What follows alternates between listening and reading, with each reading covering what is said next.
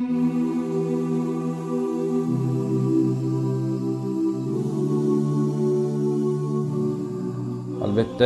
Alloh taolo gana maqtovga loyiq zot ekan. Biz doim taqay ibodat jönünde azınca aytılak biz daima hozirgi adab axloqqa ma'ni basib berib o'tamiz.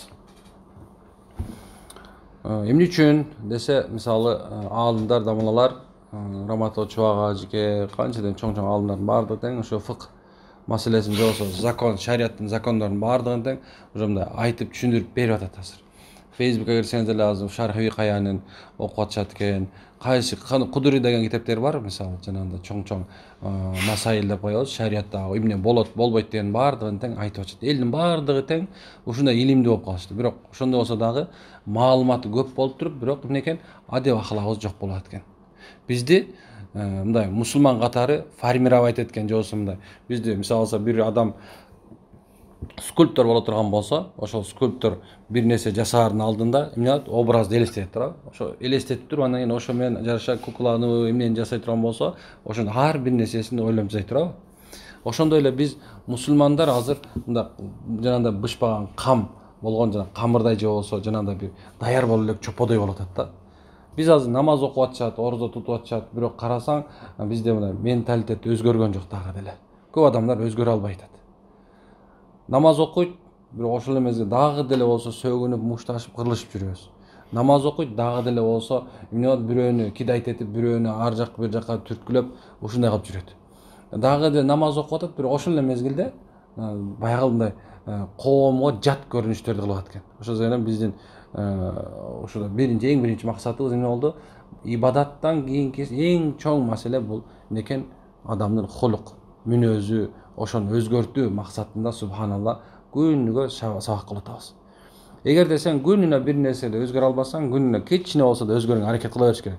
Туура адамда ар кандай нерселер боло берет, бирок адам күнүгө өзгөрүүнүн үстүндө жашаш керек, өзгөрөм деш керек. Обычный, привычный жашоосунда жашабайт. Өзгөрүш керек. Бир нерсе коом менен жашап алдыга өсүп, бирок коом карышкыр болсо карышкыр, түлкү болсо түлкү болбойт. Биз коомдо ошол жат көрүнүштөрдү пайгамбарыбыз кантип жеңген, пайгамбардын заманындагы адамдар кандай жеңген. Мисалы, пайгамбардын заманындагы элдерди сираны окусаңар, пайгамбар өмүрбайын окусаңар, ал жерде кандай элдер болгон да, кандай эл. Ушунча бузукулуктун туу чокусуна жеткен. Мисалы алса, дайыма ошол араб чөлкөмүндөгү биягында да чоң Византия, биягында карасаң чоң мамлекеттер болгон. Бирок дайыма эле эмнекен ошону мындай кетип бараткан митте ошонун ортосунан өткөн эмес экен. Оңой эле өтүп коймок да. Жин койшоп оңой болчу. Арабтар чачыранды болчу, эч бирүүнө башы бирикпеген эл болгон да. Дайыма мушташ, кырылыш, дайыма бирүүнү өлтүрүп, дайыма согуштун үстүндө жүргөн эл болгон. Анан алардын адеп ахлагы да ушунча даражада төмөн түшкөн болгон. Эми ошол жанында чоң мамлекеттер ошолор басып алышкыла келген эмес да. Эмне десе бир элчиден сурашат экен да. Эмне силер элчи дегенсиз баягы бир мамлекеттин элчисине сурайт. Эмне үчүн ушуну басып албайсыңар? Жок деген, бул кереги жок деген да. Эмне үчүн алар биздин элдерди бузуп койбосун деген. Ушунча даражада болгон да. Көп кудайлыкка сыйган, кудайлар толтуруп болгон аларда. Ошону субханалла киши өлтүрүш оп оңой болгон. Кетип барат эле бирөөнү киши салса ичин жарып сала беришкен. Бирөөнүн төөнүн деле ичин жарып, ичиндеги төө сен мен деп жыйылып турган чөбүн жеп ал деп туруп, төөнүн ичин жарып салып, ичиндеги кардындагы чөптөрүн тартып алгандар болгон. Ушунча даража болгон. Эми кара. Ошол эл субханалла акырында ушундай болду эмне? Асмандагы жылдыз болуп калдылар. Ошол жерде жашап жүргөндө асмандагы жылдыз болуп калды сахабалар. Пайгамбар сахабалар дейт, менин аркаман ээрчиген, менин заман современниктерим дейт, асмандагы жылдыздар дейт, жылдыз сыяктуу дейт. Кайсынысын ээрчисең, эч качан адашпайсың дейт. Мисалы болсо, кемеде кетип бара турган болсо, илгери корабльде кетип бараткан болсо эмне кылчу? Аларда компас болгон менен бирок тең бардыгын тең жылдыз аркылуу болгон. Баягы туман басып калган болсо, эч нерсе таба албай калышкан. Туман чыкканга чейин күтүшкөн. Жылдыздар эмне болгон? Жол көрсөтүчү болгон. Ошол мезгилдегиде субханалла. Азыркы заманда бар нерсе жок болуп калса, бирок жылдызды карап кете берет туурабы? Ошондой эле жылдыз сыяктуу болуп калдылар. Анан аларды Алла таала мактап койду. Пайгамбарыбыз болсо арабтарды сүйгүлө деп койду. Албетте субхана кайсы замандагы арабтарды азыркы замандагыныбы же болсо мурункунубу деп талашат адамдарчы. Конечно, биз сахаба ошол арабтарды сыйлайбыз. Ошол замандагы. Эми кара. Ошолор субхана жашоонун туу чокусуна жетти дагы аны оңолушту. Эмне себептен десе пайгамбардын келиши себеп болду. Сиздин менен биздин сүйүктүү пайгамбарыбыз. Ошону айтабыз, эгерде сен ошо сүйүктүү пайгамбар, мисалы мусулман болсоң, исламда болсоң, мусулман болдуң, ла илаха иллаллах Мухаммад Расулуллах, исламда болгон болсоң, келмеге иман келтирип, намаз окуп, орзо тутуп, ажылык кылып, зекет берип аткан болсоң, анда эми үчүнчү нерсеси бар. Ихсан деген нерсе бар. Ихсан. Аллах көрүп турат го. Деп ошо Аллах көрүп турат деген сезим сени бул дүйнөдө ким экениңди определять этет, ким экениңди билгизет. Аллах көрүп турат деген нерсе сезимиң.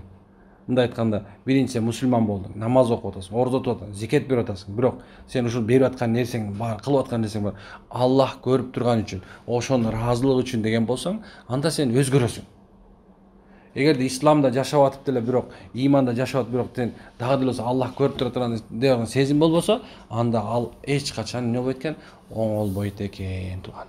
Ошон себептен биз максатыбыз эмне экен? Ошол сырткы көрүнүштө дагы, ички көрүнүштө дагы ойгонушубуз керек экен. Туура намаз окуш керек экен деп баштадың жашооңду, намаз окуп баштадың. Бирок сен бир нече убакыттан кийин намазыңды чыдап коюшуң мүмкүн. Эмне үчүн дегенде, сен намаз жөнүндө ойлонгон жоксуң. Ошол намаз, мисалы намаздын негизги жыйынтыгы эмне болуш керек экен? Ошол адам мисалы базарга барганда аягына чыкканча сен кийинип чыгасың, туурабы? Өзгөрүп чыгасың. Ошондой эле сен диниңе келгенде, мусулман болгондо аягына чыкканча өзгөрүп чыгышың керек. Эгер сен динге келип, бирок аягына чейин жашооңду, хаятың, өмүрүңдү аягына чейин мусулман болуп туруп, аягына чейин өзгөрбөсөң, баягы эле боюнча бара турган болсоң, анда исламдан сен пайда тапкан жоксуң. Аллах акбар. Көкүрөктүн тазалыгы жөнүндө бүгүнкү темабыз. Жоксо жүрөктүн тазалыгы жөнүндө. Бир узун бир хадис, бирок баардыгыбызга бир белгилүү.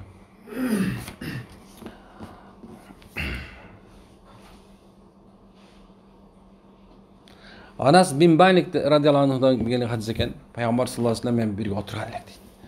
Anas bin Malik eken, biz Peygamberimiz men birge oturgan elek. Anan Peygamberimiz aytты, hazır bol eşikten bir beyişlik bir adam giret dedi.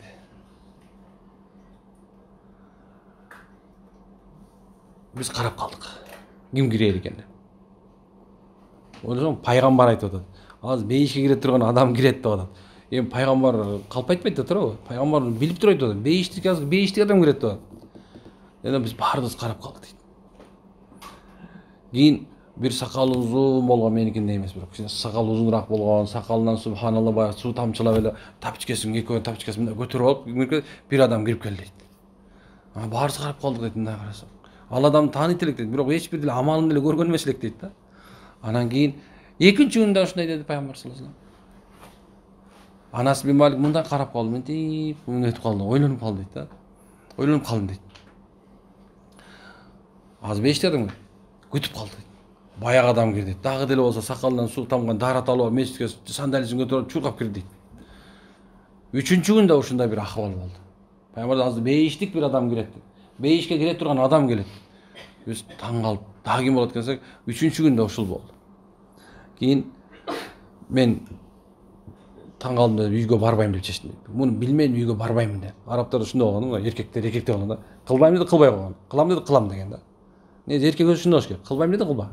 Эми бирок керек жок, намаз окубайм деп койбош керек. Башка нерсе. Ушундай болгон да. Алар өзү мындай өткүрүрөөк болгон да. Кийин мен ал адам аркасына ээрчидим. Жанына келдим. Келип андан айттым. Шейхим, таксырым, досум, бир тууганым, мен кичине атам менен араздашып кеттим эле. Бүгүн уруксат бер, мен сиздин жаныңызга болсом кандай дейсиз? Сизде Кудай конок болоюн. Дегенде баягы сахаба албетте деди, жүрүңүз менен. Кийин алмага барды, тамактан бер дейт, кичине тамак иштим дейт. Анан кийин кеч жата турган убакыт болгондо мен сиздин жаныңызга жатам дедим дейт. Баягы жанына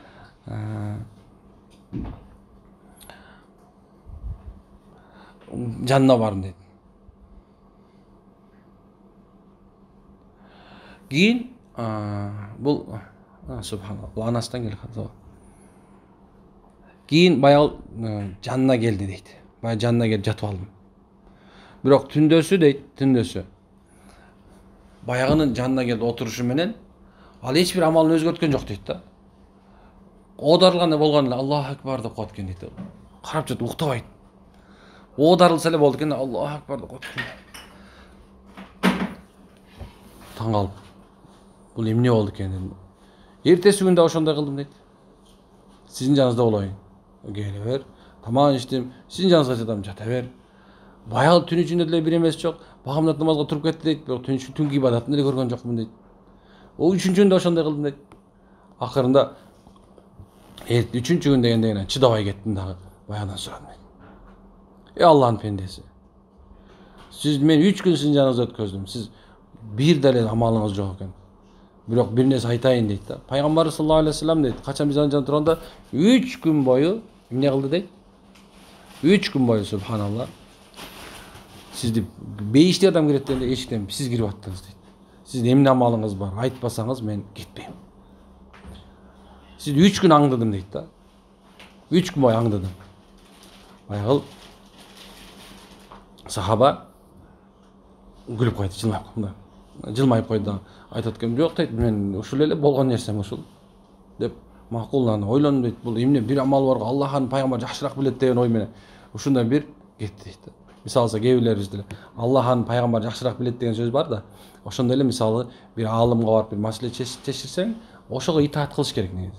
5-6 аалымга барып кереги жок да. Бир аалымды таптың, ошондон фатва сурадың, болду, бүттү. Ото фатваны жакшылап кабыл алыш керек. Анан кийин тиги тигинти айтып атпайбы, тиги тигинти айтып атпайбы, анан тиги тигинти айтып атпайбы десең эле болду, сен жүрөгүңдө күмөн пайда болот да. Ошон үчүн устазыңар болуш керек. Ар бир мусулмандын өзүнүн устазы болуш керек. Руханий устазыбы, ал ибадаттагы устазыбы, негизи устазы болуш керек да, ошондон маселе сурап туруш керек. Конечно, туура Ханафи мазхабы менен Матурид акыйдасы менен дегендей туура болуш керек. Анан сахабалар ошондой болгон. Самиена ва атаана. Уктук жана баш ийдик болду. Анан пайгамбар Аллахын пайгамбар жакшыраак билет дешти дагы кетти. Кийин кетип баратканда, эй Аллахын пендеси кел бер деди баягы. Кел бер. Аллаху акбар. Менин дейт эч кандай деле амалым деле жок. Тахаджудумду көрдүң дейт. Алыс эле эптеп уйкусунун ортосунда окуп коем. Тахаджудка турбай коем кээ эптеп намазга барам. Бирок дейт да, мен сага айта турган бир нерсем бар дейт. Мен ошону Аллах билип койду дейт да. Мен өзүмгө дейт ушундай кылдым дейт. Мен эч бир мусулман жөнүндө жүрөгүмдө эч кандай кек сактоом жок деген. Бейиштик адам, бейишке бара турган адам, караңыз кандай болду. Анын амалы ушул экен. Эч бир мусулманга жүрөгүндө кек сактоо жок экен. Кек сактоо жок. Эгерде субханалла биз да жүрөгүбүздү бир адамга кек сактоодон тазалаган болсок, кыяматта өзү бардык амалдар таразыга тартылат. Бирок жетпей калганын дагы бир нерселер менен толтурат. Мисалы бир адам намаз окуп жүргөн болсо, ошол адам намаздар кээ бирлери ыргылжың болот, кээ бир уйкусунун ортосунда болот, кээ бир Алла Таала кара кылат дейт экен. Нафил намаздар бар бекен. Нафил деген ыктыярдуу, духа намазың балким, кажат намазың, тоба намазың, ошо менен эмнеге толтурулат экен да, кемчиликтер толтурулат экен. Аллах райымдуу зат да, пендесин тозокко киргизгиси келбейт. Алла ушундай зат. Мухаммаддын үммөтүн тозокко киргизет. Тозокко киргизсе дагы акырында пайгамбардын шапааты менен чыгарат экен. Кудай сактасын. Баарыбыз андай канча чыгып калат билбей билет. Эми ошондой эле субханалла биздин ички дүйнөдөгү бузулган нерселерибизди, бузулган нерсе Алла Таала ошол башка бир мусулманга кылган мамилебиз менен толтурат экен. Кек сактоо. Шайтандын бир жолу бар да. Шайтан алейхилана, мисалы дем салуу жөнүндө айта турган болсом, шайтан алейхилана дайыма ушул нерсени каалайт. Адамдар бири-бири менен үзүлүп калышын каалайт экен. Үзүлүп калышын каалайт. Бири-бири менен үзүлүп, ошолор бири-бири менен мамиле үзүлүп калышын каалайт дагы. Анан көз ачыктарга барганда автоматически эле сени эмне аялдарга абысын окутуп коюптур дейт, кайненең окутуп коюптур дейт эркектерге. Дагы бирөөнү сенин жолдошуң окутуп коюптур. Шайтан эмне кылат экен, ошол бир адамды айттырып жек көрдүргөнгө аракет кылат. Ал эми хадисте пайгамбар мусулман бири 3 күндөн ашык бири менен араздашпайт экен. Бир жылдан ашып кетсе анын немеси бул бузукулук болсо эмне экен? Бул зулумчулук болуп калат экен. Канчалык? Да керек болсо фазилетинде эгер бирөө менен урушуп кете турган болсоң, биринчи барып ассаламу алейкум деген адам дайыма ошол утат. Кара, шайтан болсо муну каалабайт экен да. Ошол менен бир адамды сага душман кылганга аракет кылат. кек сактоо же болбосо сен көкүрөгүң башка бир адамдын жөнүндө таза болсо, анда субханалла сенин бул дүйнөдө жашооң оң болот деген сөз. Бул дүйнөнүн өмүрүң узунураак болот. Эгерде сен жашооңдо, хаятыңда бир адамга болгон көңүлүңдө бузулуу бар болсо, жек көрүү боло турган болсо, анда сен мындай, мен жана бир жакшы мисал келтирип алдым да, бир алма боло турган болсо, кара, алма. Алма. Алманын сыртындагы курт болот, сыртында мындай бир нерсе тип калса, көгөрүп калат, же болбосо саргайып калат, туурабы? Аны эмне кылабыз? Аны жөн эле мындай ачып алып коебуз да жей беребиз. Бирок ошол алманын ичиндеги анын курт экенин же ичиндеги эмеси билинбейт, көрүнбөйт. Качан оозуңа салып жегенде анын ачуулугу сезилет да. Ошондой эле жүрөгүндө кек сактап жүргөн, жүрөгүндө ушундай бирөөнү кызганыч, бирөөнү болгон субхан жек көрүүнү сактап жүргөн адам ошо ичинен сасып кеткен алма сыяктуу. Аны бир күнү бир адам жей турган болсо, бир адам бир ушундан бир болсо, анын ичиндеги сасыгы чыгып калат. Ошо сенин мусулмандын сыртында ошол замат жакшы көрсөң пайгамбарыбыз жакшы көргөн айтып салгын, жаман көргөн болсоң жаман көргөнүңдү айтып койгон дейт. Айт, Алланын ыраазылыгы үчүн жек көргөн, Алланын ыраазылыгы үчүн жакшы көргөн адамдар анык момун мусулмандар болот. Жүрөгүң субханалла ушундай нерсе. Эртең мүрзөгө киргенде деле эң биринчи эмнени кармайт? Жүрөктү кармайт. Лахума фис судур дейт. Алардын жүрөктөрүн, көкүрөктөрүн Аллах ачат. Мүрзөгө киргенде эч нерсе жок. Шарт деди, кир дагы эле ушундай жүрөктү ачып туруп, жүрөктү сууруп алып туруп элен кийин мен роббука дейт да. Ушул нерседе ичиңде эмне болгон болсо, карасаң, эгерде сен ушундай бир оорукчан боло турган болсоң, ооруңду туура дарылаган болсоң, эмне болосуң? Ошол батайгасың, туурабы?